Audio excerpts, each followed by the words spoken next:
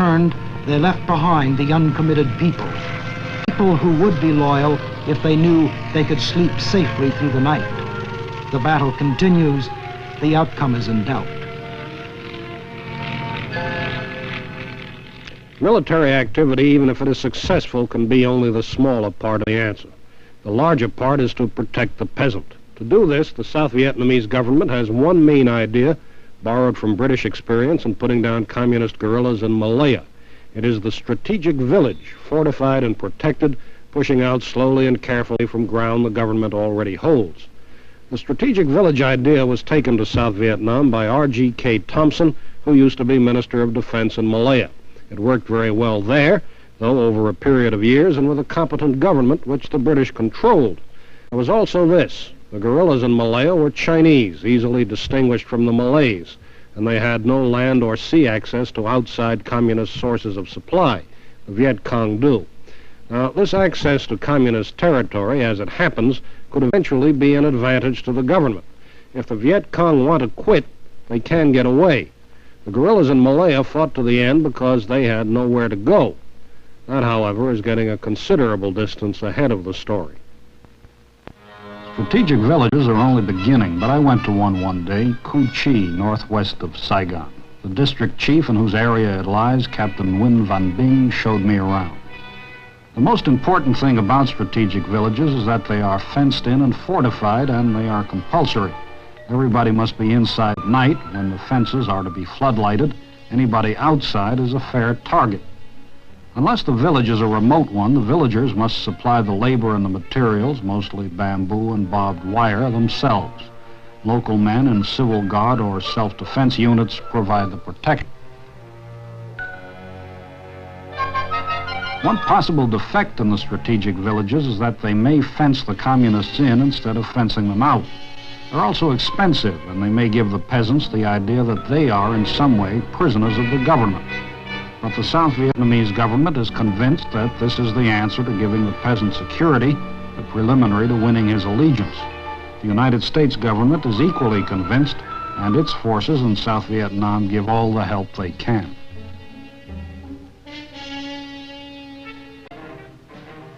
Strategic villages are naturally made, not born, and there's a good deal more to the job than just putting up the perimeter fence. Government teams go into the villages, line up the peasants, voluntarily or otherwise, and help them to establish an area they can defend themselves. The Americans have undertaken the job of training these teams. For 3 weeks, they're trained by Special Forces instructors at a camp, and for 2 weeks, they go into the field to villages where they teach the procedures they have learned. It was during this on-the-job training that Sergeants Gabriel and Marchand of Red Ball Platoon were murdered. The trainees learned to use the Springfield rifle so that they in their turn can teach the villagers. It must all begin with this, because if the peasants cannot find safety in the strategic villages, the South Vietnamese government will suffer a disaster, and so will the United States. The American advisors work with villagers only through local officials, so as not to give offense and not to help the communist line that we are running the government. When the civic action teams are finished, they leave the American rifles behind if they think the local people can be trusted. They also leave behind 2 or 3 team members. The presumption is that they and others to come will establish schools and clinics and offer agricultural credit and advice so that the peasants will not only be protected but will have a better life. It's a large order, but nobody denies that something like it must be done. The latest plan instituted by President Diem's government to clear an area of guerrillas is Operation Sunrise.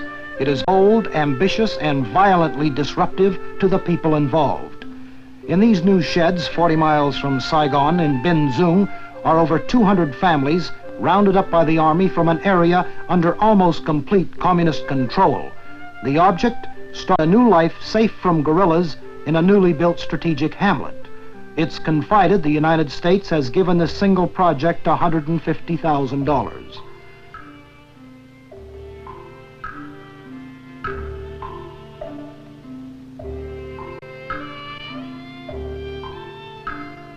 The job of creating a new community is done by civilians of the Civic Action Corps.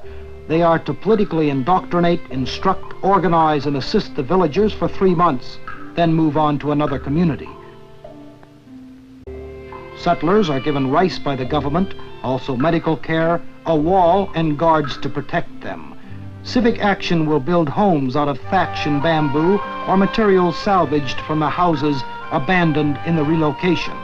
If the family builds their own house, the government awards them a bonus of $11. To date, most of the houses are being built by Civic Action. When the roundup took place, 70 of the families came voluntarily. Pressure was used on the remainder. The significant statistic is that of these 895 people, only a few more than 100 are men. The balance of the males fled, overtaken by the Viet Cong, and have been added to the guerrilla force that surrounds the new settlement. Few of these men have left the communists to rejoin their families.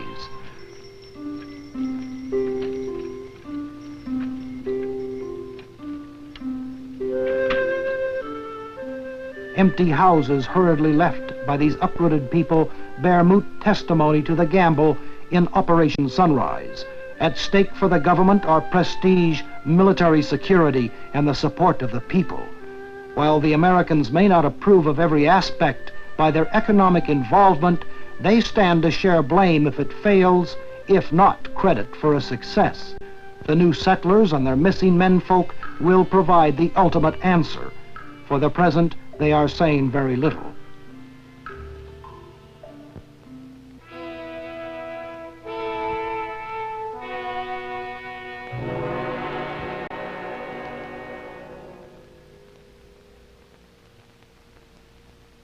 It all comes down to the peasant. We met nobody who put it more clearly than the chief of Kien Hoa province, one of the most difficult provinces. He's Lieutenant Colonel Pham Ngoc Thao. Colonel, in your opinion, how can this war be won? It is a question that I often try to have a reply, answer, but I think the best way to win this war is to have the help of the people. And if you want to have this help, I think it is not big army or many guns can bring you the help of the people, but mostly I think the most important thing is to bring justice to the peasant, because the peasants are the greatest part of our population. Well, how do you do that? To have good self-defense and to have good village council. First, the village, if the village council are good men, they give justice to the peasant. And the peasant consider that the village council is the same as the government. They never meet the chief of the province, chief of district, or president of the state, but they always have to meet the village council.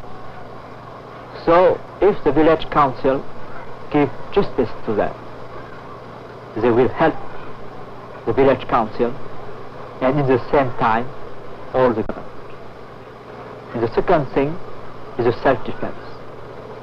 If the self-defense in the village do a good job, it means if they don't take money from the people, if they don't make trouble to the people, and if truly they help the population and protect them against not only the VC, but against everyone who wants to make trouble to them, the people like them and help them.